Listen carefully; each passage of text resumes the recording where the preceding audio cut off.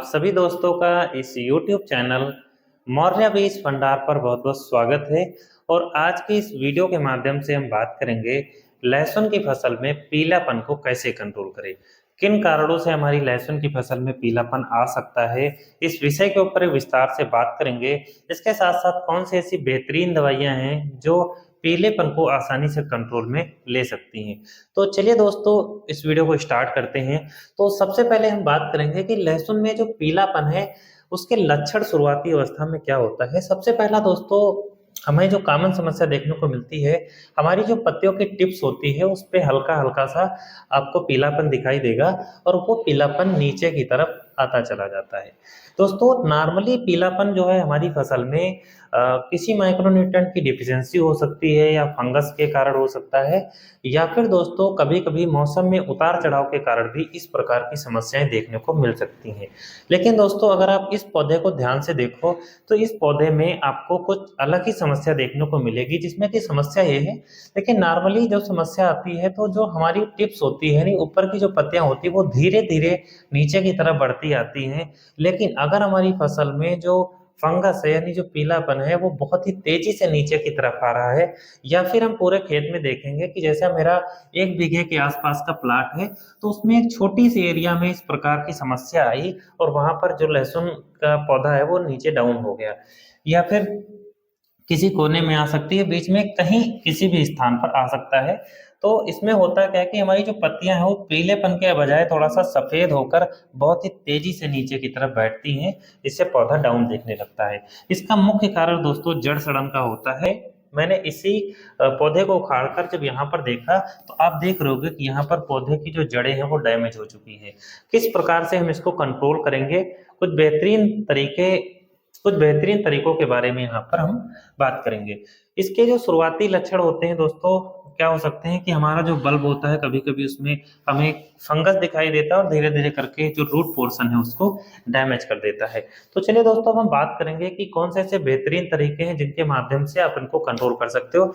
तो अगर आपकी फसल में भी इस प्रकार की समस्या है कि 1 से 2 दिन में ही पूरी की पूरी फसल बैठ गई है, तो ऐसी स्थिति में दोस्तों आप इसका 2 तरीकों से सोल्यूशन कर सकते हो। सबसे पहला मिट्टी के माध्यम से और दूसरा स्प्रे के माध्यम से। मेरे हिसाब से आपको इन दोनों तरीकों का यूज इस प्रकार की फसल में करना चाहिए, इस प्रकार के रोग में करना चाहिए। तो सबसे पहले हम बात करने वाले हैं भाई साहब कि स्प्रे के माध्यम से हम किस प्रकार से इसको कंट्रोल में ले सकते हैं। देखिए, सबसे पहले है कि आपको एक सिस्टेमिक फंजीसाइड लेना होगा, और सिस्टेमिक फंजीसाइड में मैंने लहसुन जैसी फसल में जो सबसे अच्छे रिजल्ट देखे हैं वो है एमिस्टार टॉप के, इस सिंजेंटा कंपनी का आपको देखने को मिलता है। और इसके अंदर हमें 2 टेक्निकल देखने को मिलते हैं, जिसमें सबसे पहला आपको इजाक्सीस्ट्रोबिन और दूसरा इसके अंदर आपको डायफेनोकोनाजोल, ये 2 टेक्निकल देखने को मिल जाते हैं। चैक्सीस्ट्रोबिन इसमें दोस्तों हमें 18% और डाइफेनोकोनाजोल जो है वो 11% के आसपास देखने को मिलता है। बहुत ही अच्छा रिजल्ट है। और इसके डोज की बात करें तो 2 ml प्रति लीटर के हिसाब से आपको इसका इस्तेमाल करना चाहिए, यानी मोटा मोटी 200 ml प्रति एकड़ के हिसाब से।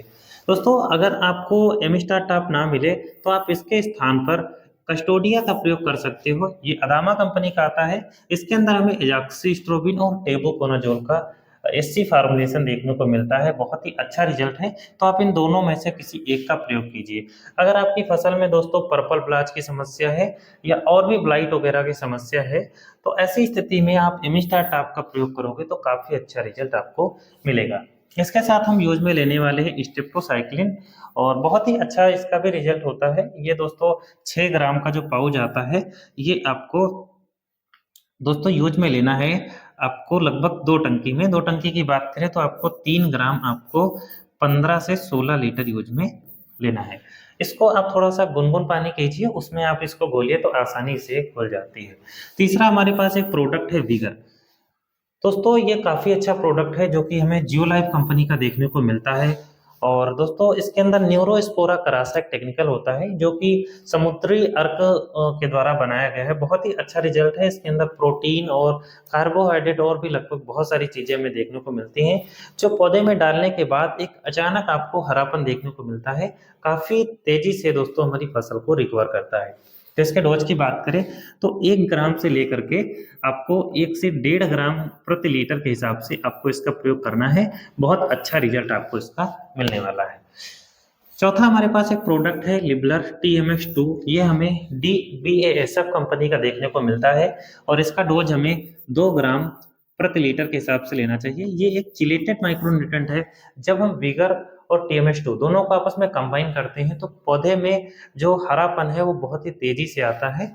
तो इस प्रकार हम इन दवाइयों का स्प्रे के माध्यम से प्रयोग करके बहुत ही अच्छा रिजल्ट ले सकते हैं। इन सभी का जब भी हम स्प्रे करें तो घोल आपको अलग अलग ही बनाना है।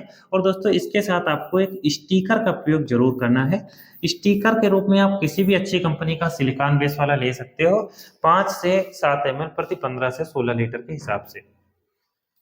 अब दोस्तों हमारे पास एक जो दूसरा तरीका था, जो मैंने 2 तरीके आपको बताए थे कि आपको स्प्रे भी करना और मिट्टी के माध्यम से भी देना है।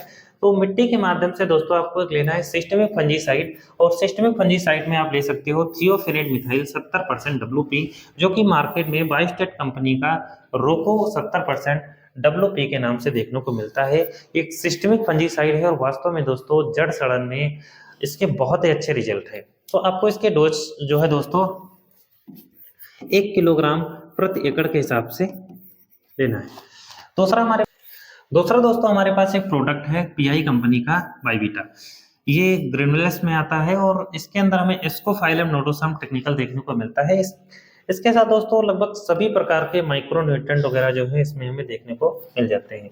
ये हमारी फसल में नई जड़ों की वृद्धि और विकास के लिए यूज में लिया जाता है। इसके डोज की बात करें तो अगर आपकी फसल में इस प्रकार की समस्या है तो इसका डोज आपको 8 किलोग्राम प्रति एकड़ के हिसाब से लेना चाहिए। दोस्तों इसके स्थान पर आप ह्यूमिक एसिड का भी प्रयोग 1 किलोग्राम प्रति एकड़ के हिसाब से कर सकते हो। तीसरा आपको जो प्रोडक्ट है वो लेना है हमला 550। ये गरडा कंपनी का आता है। इसके अंदर हमें क्लोरोपारीफास 50% और साइपरमेथिन 5% EC फार्मुलेशन में देखने को मिलता है। इन तीनों प्रोडक्ट को आप दोस्तों मिट्टी में डालना है। इन तीनों प्रोडक्ट को आपको मिट्टी में मिलाकर देना है। आप इसको यूरिया के साथ दे सकते हो। यूरिया की बात करें तो आपको लगभग 20 किलोग्राम प्रति एकड़ के हिसाब से यूज में लेना है। और दूसरा आप इसको रेत या मिट्टी में मिला करके भी डालकर इसमें पानी दे सकते हो। तो इस प्रकार दोस्तों अगर हम स्प्रे के माध्यम से और मिट्टी के माध्यम से दोनों तरीकों से इन प्रोडक्ट का प्रयोग करके अपनी फसल को रिकवर करते हैं तो बहुत ही आसानी तरीके से हमारी जो फसल है वो रिकवर हो जाती है। उम्मीद है दोस्तों कि जो वीडियो है वो आपको पसंद आई होगी। अगर वीडियो पसंद आई हो तो प्लीज दोस्तों वीडियो को लाइक और चैनल को सब्सक्राइब जरूर करें। खेती-बाड़ी से संबंधित नई जानकारियां इस YouTube चैनल पर मैं आपसे देता रहता हूं। किसी भी फसल से संबंधित अगर कोई भी प्रकार की आपकी समस्या बनती है तो आप कमेंट बॉक्स में कमेंट जरूर करें। मैं 100% उसका सलूशन देने की कोशिश करूंगा। थैंक यू दोस्तों, फिर मिलते हैं नेक्स्ट वीडियो के साथ। थैंक यू दोस्तों।